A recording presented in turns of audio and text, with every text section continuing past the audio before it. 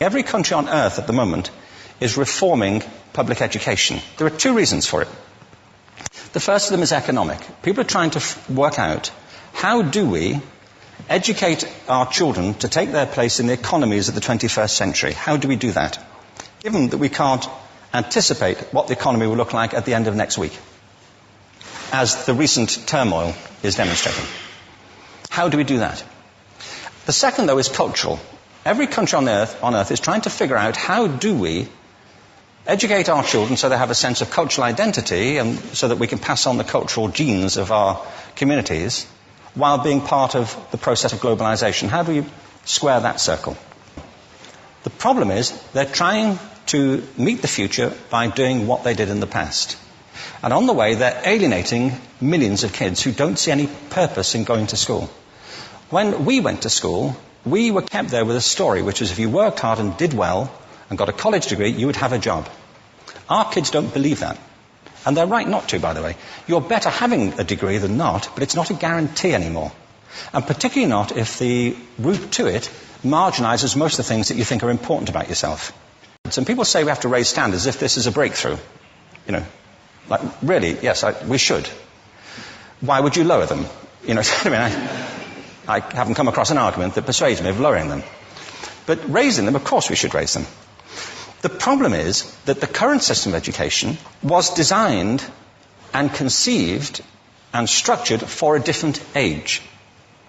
It was conceived in the intellectual culture of the Enlightenment and in the economic circumstances of the Industrial Revolution. Before the middle of the 19th century, there were no systems of public education. Not really. I mean, you could get educated by Jesuits, you know, if you had the money. But public education, paid for from taxation, compulsory to everybody and free at the point of delivery, that was a revolutionary idea.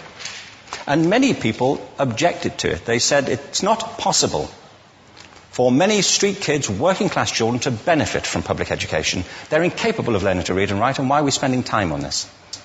So there's also built into it a whole series of assumptions about social structure and capacity. It was driven by an economic imperative of the time, but running right through it was an intellectual model of the mind, which was essentially the Enlightenment view of intelligence. That real intelligence consists in the capacity for a certain type of deductive reasoning and a knowledge of the classics originally, what we come to think of as academic ability. And this is deep in the gene pool of public education, that there are really two types of people, academic and non-academic, smart people and non-smart people. And the consequence of that is that many brilliant people think they're not, because they've been judged against this particular view of the mind. So we have twin pillars, economic and intellectual. And my view is that this model has caused chaos in many people's lives. It's been great for some. There have been people who have benefited wonderfully from it. But most people have not. Instead, they suffer this. This is the modern epidemic, and it's as misplaced and it's as fictitious. This is the plague of ADHD. Now, this is a map of the incidence of ADHD in America, or prescriptions for ADHD. Don't mistake me here. I don't mean to say there is no such thing as attention deficit disorder. I'm not qualified to say if there is such a thing. I know that a great majority of psychologists and paediatricians think there is such a thing. But it's still a matter of debate. What I do know for a fact is it's not an epidemic. These kids are being medicated as routinely as we had our tonsils taken out. And on the same whimsical basis, and for the same reason, medical fashion. Our children are living in the most intensely stimulating period in the history of the earth. They're being besieged with information and calls for their attention from every platform, computers, from iPhones, from advertising hoardings, from hundreds of television channels. And we're penalizing them now for getting distracted. From what? Boring stuff. At school, for the most part.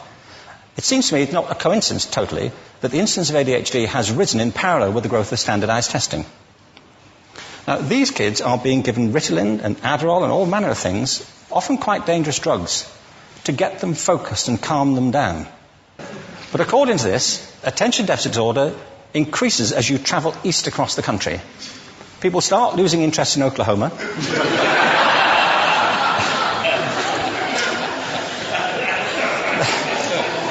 They can hardly think straight in Arkansas. And by the time they get to Washington, they've lost it completely. And there are separate reasons for that, I believe. It's a fictitious epidemic. If you think of it, the arts, and I don't say this exclusively of the arts, I think it's also true of science and of maths, but I say about the arts particularly because they are the victims of this mentality currently, particularly. The arts especially address the idea of aesthetic experience. An aesthetic experience is one in which your senses are operating at their peak, when you're present in the current moment, when you're resonating with the excitement of this thing that you're experiencing, when you are fully alive. An anesthetic is when you shut your senses off and deaden yourself to what's happening. And a lot of these drugs are that. We're getting our children through education by anesthetizing them. And I think we should be doing the exact opposite. We shouldn't be putting them asleep. We should be waking them up to what they have inside of themselves.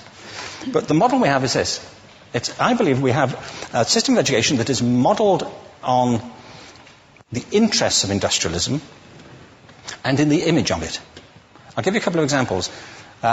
Schools are still pretty much organized on factory lines, ringing bells, separate facilities, specialized into separate subjects. We still educate children by batches. We put them through the system by age group. Why do we do that?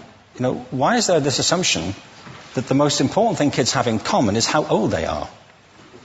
It's like the most important thing about them is their date of manufacture. You know what I mean?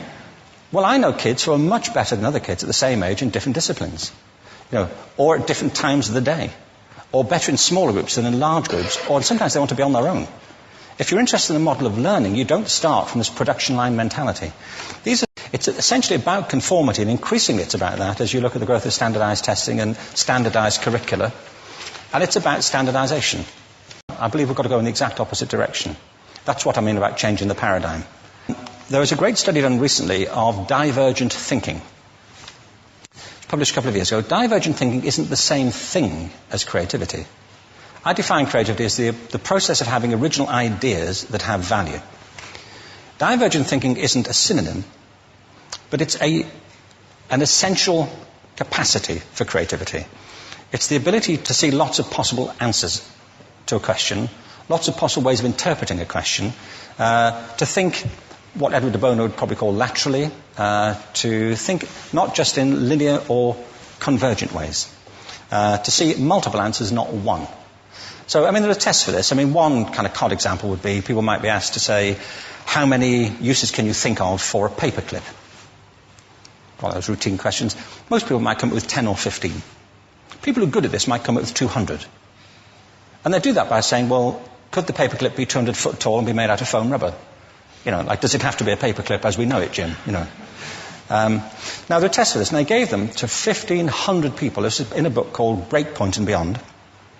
And on the protocol of the test, if you scored above a certain level, you'd be considered to be a genius at divergent thinking. Okay? So my question to you is, what percentage of the people tested, of the 1,500, scored at genius level for divergent thinking? Now, you need to know one more thing about them. These were kindergarten children. So what do you think? What percentage at genius level? 80. 80, okay. 98%.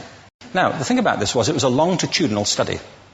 So they retested the same children 5 years later, ages of 8 to 10. What do you think? 50?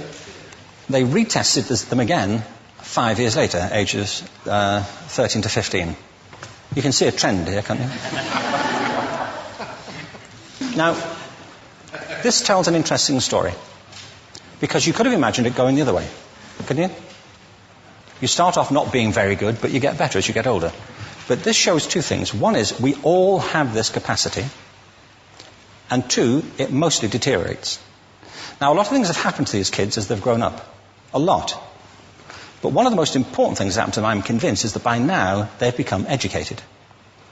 They've spent 10 years at school being told there's one answer, it's at the back. And don't look.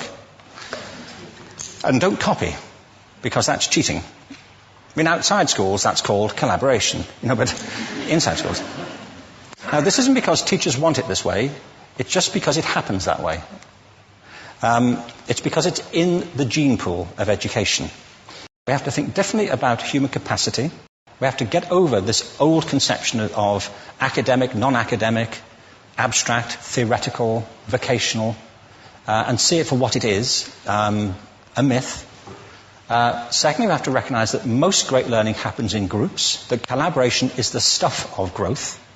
If we atomize people and separate them and judge them separately, we form a kind of disjunction between them and their natural learning environment. And thirdly, it's crucially about the culture of our institutions, the habits of the institution and the habitats that they occupy.